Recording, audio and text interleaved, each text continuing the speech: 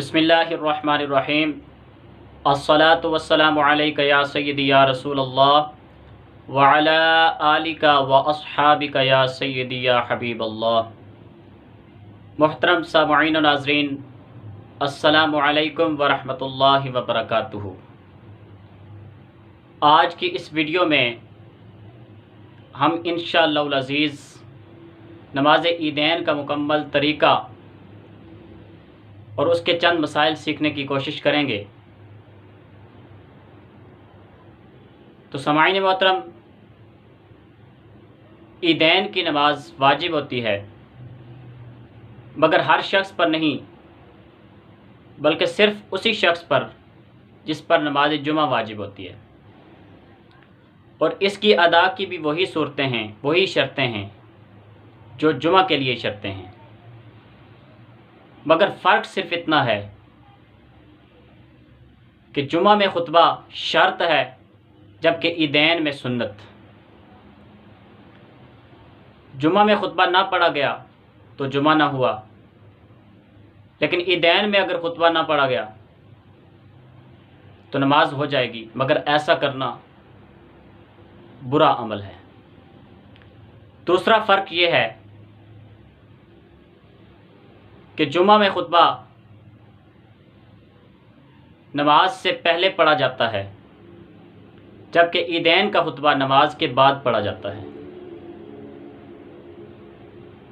लेकिन अगर ईदैन में खुतबा नमाज से पहले पढ़ लिया गया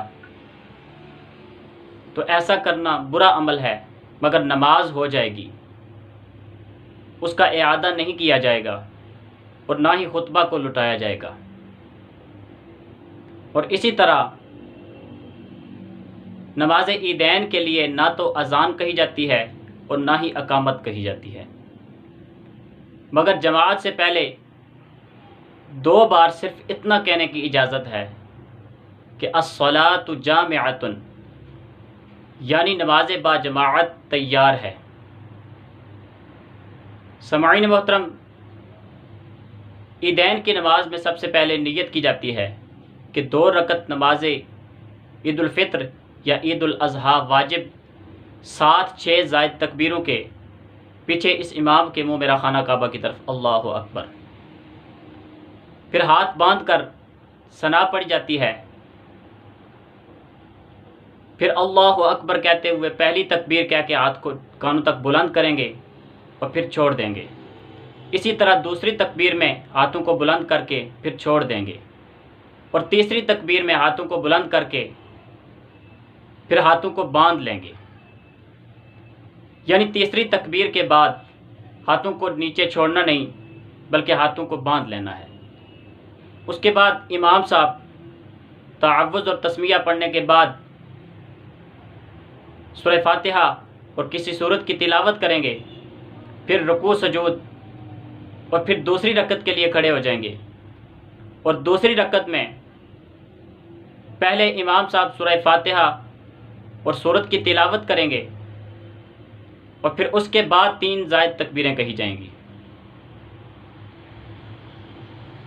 इन 3 तकबीरों में अल्लाहु अकबर कह के हाथों को कानों तक बुलंद करना है और फिर छोड़ देना है।